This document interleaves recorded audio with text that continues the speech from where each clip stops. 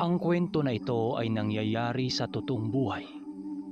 Karanasan ito sa lolo ni Farel na itago na lang natin sa pangalang Isko.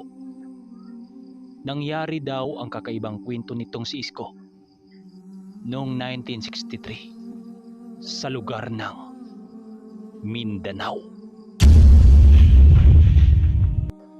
Konting background lang sa pamilya nitong si Isko. Noong nag-edad siya ng 15 taon, ang ama niya ay isang magsasaka sa kanilang lugar na may maisan, palayan at saka nyugan. Ang kanyang ina naman, sasama sa kanyang ama sa pagsasaka, tsaka at ang nag-asikaso na din sa kanilang pamilya. Nag-iisang anak lang itong si Isko ng kanyang mga magulang. Kahit 3 lang sila sa bahay, masaya naman ang pamilya nila. Noong unang mga panahon daw, sa kahit saan daw ng parte sa buong Pilipinas, nakaugalian na ng mga tao doon ang paglalaro ng manok. Isa na doon ang kanyang tatay, na itago na lang natin sa pangalang Undoy. Merong iilan noong mga manok panlaban ang kanyang tatay na nakatali sa kanilang bakuran. Sa kanilang lugar daw noon, sa kahit anong araw sa kanilang baryo, maraming magtipon-tipon ng mga tao. Halos lahat daw ng mga kalalakihan ng kanilang baryo nahihilig sa ganong gawain. Napatanong na noon itong si Isko sa kanyang ina kung bakit ganon ang gawain ng halos ng mga tao doon. Dahil yung iba daw, kahit makikigapas yun ng mga palay sa kalapit baryo, meron yung mga daladalang mga tandang. At kapag sasapit naman daw ang tanghalian sa mismong mga taong gumagapas ng palay, naglalaban-laban yun ng mga manok at talagang pinupustahan pa nila. Kwento naman ng kanyang ina na kaya ganon ang mga tao sa kanilang lugar dahil kabili na ito ng mga Espanyol na minsang nagawi sa Pilipinas. Nang magbibinata na itong si Isko, dahil isang sabungero ang kanyang tatay, palagi siyang isinama nito at hindi kalaunan sa edad 17 nitong si Isko, natutunan na niya ang pagkakabit ng taris sa manok. At linggo-linggo sa kanilang lugar noon, kapag araw ng Sabado o Linggo, meron silang tinatawag noon na tabuan. Di ko lang alam sa Tagalog nito. Basta para itong basketball court na merong nagtitinda sa gilid at dito din nagaganap ang samot-saring pasugal. Kaya't paminsan-minsan, umuwi na sila ng 10 oras ng gabi galing sa sabungan. Halos linggo-linggo daw ganun palagi ang kanilang gawi ng kanyang tatay. Kaya't paminsan-minsan, napapagalitan sila ng kanyang ina, silang dalawa ng tatay niya, dahil ginagabi na silang umuuwi. Oo nga pala, bago sila makarating sa nasabing sabungan sa barangay, meron muna silang madadaan ng lumang abandonadong bahay at wala nang nakatirang tao doon. Sabi ng tatay niya, nakatirik ang bahay na yon sa medyo tahimik na lugar. At sabi ng tatay niya, bata pa lang sila nandyan na raw yung bahay na yon. Bahay daw yun ng mga dating Espanyol na tumira sa lugar. Magamat wala na daw nakatira sa bahay na yon, ayon sa tatay niya, kapag dumaan sila ng hating gabi doon, meron daw silang naririnig na animoy naliligo na tao. Di naman daw yun pinapansin ng mga taong nakaramdam noon dahil alam nila ang nakaraan sa bahay na yon. At sa labas daw ng bahay na yon, kahit wala nang nangangalaga dito, nakapagtatakang buhay na buhay ang mga halaman sa paligid nito. At may nakikita pa nga silang bungkos-bungkos ng mga tanlad na tumutubo roon. Isang gabi daw, habang naglalakad sila papauwi sa kanilang bahay, Bagamat talo sila sa sugal, masaya naman silang naglalakad. Tawa dito, tawa doon. Basta, yung tipikal na biruan ng mag-ama. Hanggang sa madapo raw sila sa daan, kung saan ang isang bahay na abandonado. Nang mapadpad na sila daw doon, napahinto naman daw siya at napatitig itong si Isko sa bahay na yon. Dahil may nakikita siyang babaeng matanda na naliligo doon. Habang naliligo daw ang matanda na yon, nagtataka siya dahil may hawak nga itong tabo, pero wala yung laman na ibinuhos sa katawan nito. Maitim daw ang katawan nun. Nagulat siya dahil bakit may tao sa loob eh? Ang sabi ng ama niya, wala nang nakatira doon. Nang mapansin daw ng kanyang tatay na hindi siya sumunod dito sa paglalakad, kaagad naman daw siya nitong nilingon at saka tinawag. Hoy Isko, anong tinitig-titig mo dyan? Tara na, gabi na oh. Wika ng kanyang tatay. Tay, di ba wala nang nakatira sa bahay na yan? Bakit may nakikita akong matandang naliligo sa loob? Wika ni Isko sa kanyang tatay. Nang marinig daw yun ng kanyang tatay, nanlaki naman daw ang mga mata nito. Saka nagmamadali itong hinila siya papaalis sa lugar na yon.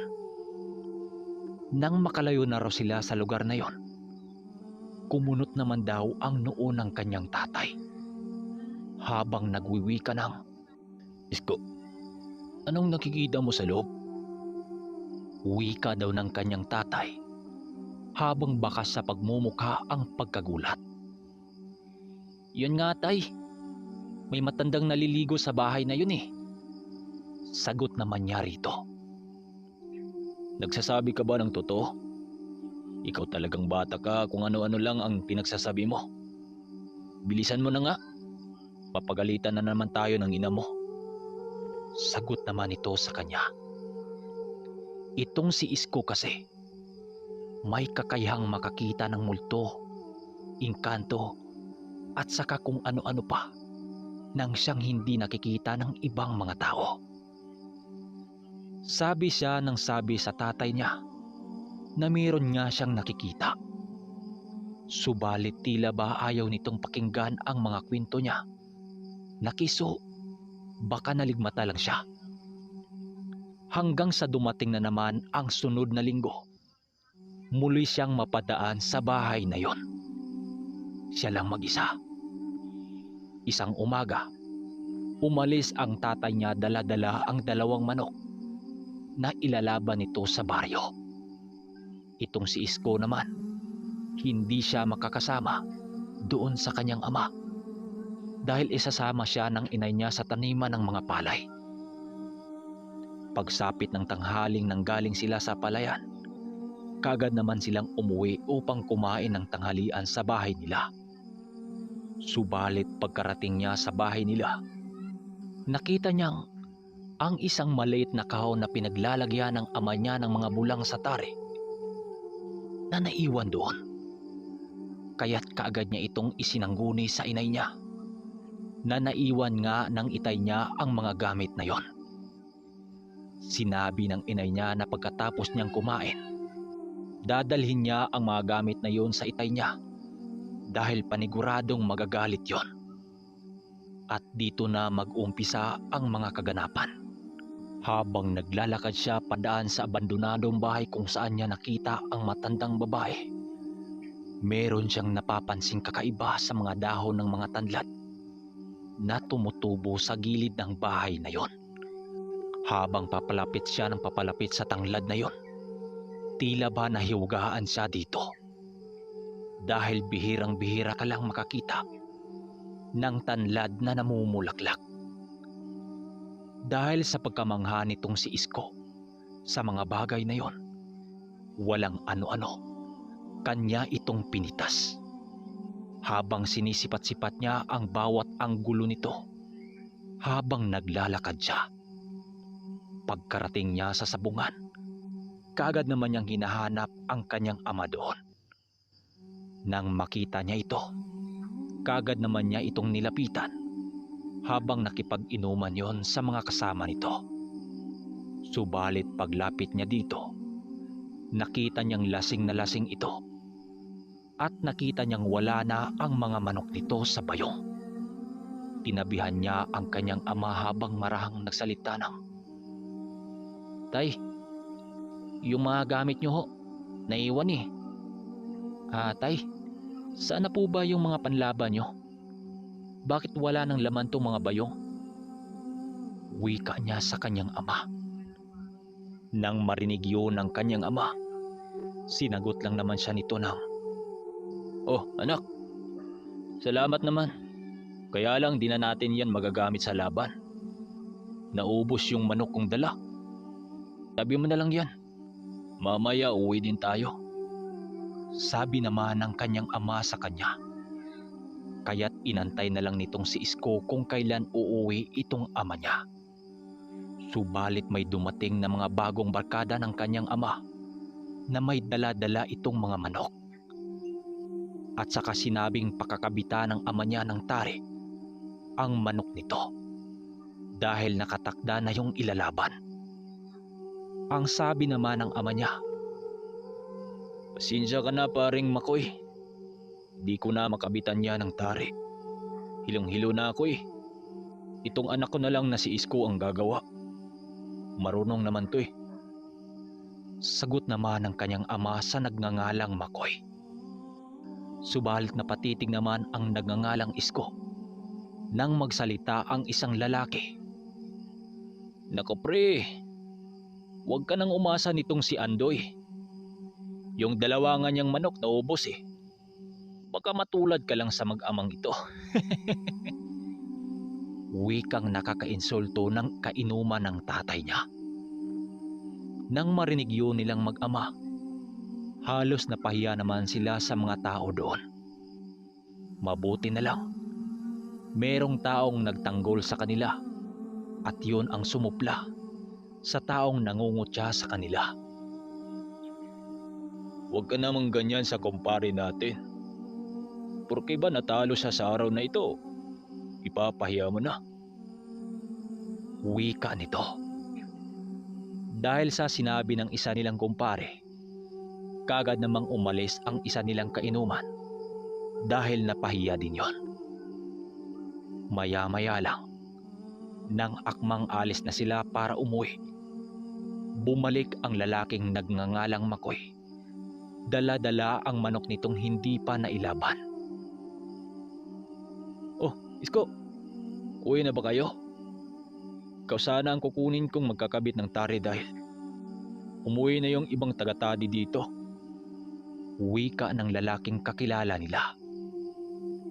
Pumayag naman itong si Isko dahil kakilala yun ng ama niya at isa pa, may tiwala ito sa kanilang dalawa. Yun nga, kinabitan ni Isko ng tari ang manok nito at pagkatapos, nagsalita naman siya dito ng, "Manong, kapag ito natalo o nanalo, labas na ako dito ha. Baguhan lang kasi ako dito eh." Sabi naman ni Isko sa lalaki. "Oo, walang problema. Alam mo iyo, ganon talaga ang sugal. Minsan natatalo din eh. Yung iba nga mas lamang yung talo kaysa sa panalo." Sagot sa kanya ng kakilala ng ama niya. Habang yung ama niya, pinipili pa nitong makipag-usap sa mga kakilala nito. Matapos ngang kabitan ni Isko ang manok ng tare, umalis na nga ang lalaking nagngangalang Makoy at kaagad tumungo sa loob ng sabungan. Dahil sa kanyang ama ang mga taring ginagamit niya sa manok nito, kaya't pinili nilang antayin yon at manood na rin sa laban dahil nahilig na rin siya sa labanan o tari ng manok. Kagaya sa mga tipikal na mga gaffer, nananalangin itong si Isko na manalo ang manok ni Makoy dahil kung mangyayari yon, mabibigyan siya ng balato nito at bukod pa dito ang bayad sa tari. Yun nga, binitawan nga ni Makoy ang manok nitong hawak. Paglapag sa manok nito sa lupa, gano'n na lamang ang pagkadismaya nitong si Isko. Dahil kitang-kita niya ang pagbao ng tari sa kalaban sa manok ng kaibigan niya. Kitang-kita niya ang pagsipulasan ng mga balahibo nito at indikasyon yung tinamaan yon sa kalaban. Ang hindi alam nitong si Isko, nasa likuran pala niya ang mga barkada ng itay niya na palaging nang iinis sa kanilang dalawa. Tawa ito ng tawa sa likuran nila habang kung ano-ano ang binitawang mga masasakit na salita. Tingnan mo nga naman, ang lakas ng loob. Wala namang naiaambag. Hindi lang naman ito pinansin nitong si Isko. Kahit nag-alburuto na ang sarili niya sa galit. Dahil kahit ganon ang kanyang ama, kabilin-bilinan itong huwag makipag-away kapag lasing ang kaharap niya. Subalit hindi pa dito nagtatapos dahil nakita niyang nagtatalon-talon sa ruweda ang nagngangalang Makoy sa hindi malamang dahilan. Hindi niya alam kung bakit. Pero nung makita niya ang hawak ng sentensyador, napangisi naman siya dahil nakita niyang nanalo ang manok ng kinabitan niyang ng tari. Bilang gaffer itong si Isko, para sa kanya, malaking karangalan yun para sa kagaya niyang baguhan sa ganong larangan. Paglabas ng taong nagngangalang Makoy, saka naman ang paglapit ng ama niya sa kanya. Anak, anong naganap? Bakit pangisi-ngisi ka dyan? Wika sa kanya ng kanyang ama. Tay, nananalo yung manok ni Mang Makoy. Ayan tayo, tingnan mo. Wikang masayang-masaya nitong si Isko habang lumalapit sa nagngangalang Makoy. Aba, ayos ah. Teka, malapitan nga natin. Nang makalapit na silang dalawa dito, agara naman ang pag-usisa nitong si Isko sa manok ni Makoy. At doon nagulat itong si Isko dahil wala siyang nakikitang galos sa katawan ng manok nito. Mang Makoy, paanong hindi nagtamo ng sugat itong manok mo? Kitang-kita ko ang pagbao ng tari sa kanila dito eh. Wika ni Isko dito. Oo nga iho eh. Di ko akalaing mananalo pa tong manok na to. Himala. Sagot naman sa kanya ni Mang Makoy. Kung ganun paring Makoy, isa pang laban sa manok mo. Baka ito na yon. Hahanap pa tayo ng makakalaban sa manok mo. Sabat naman ng kanyang ama dito. Kaagad nilagyan ng saguban nitong si Isko ang tari upang hindi na ito tatanggalin dahil nga magpaparibansa sila. So mga kaermitanyo, hanggang dito na muna at isusunod din natin ang part 2 nito at saka yung part 80. Pantay.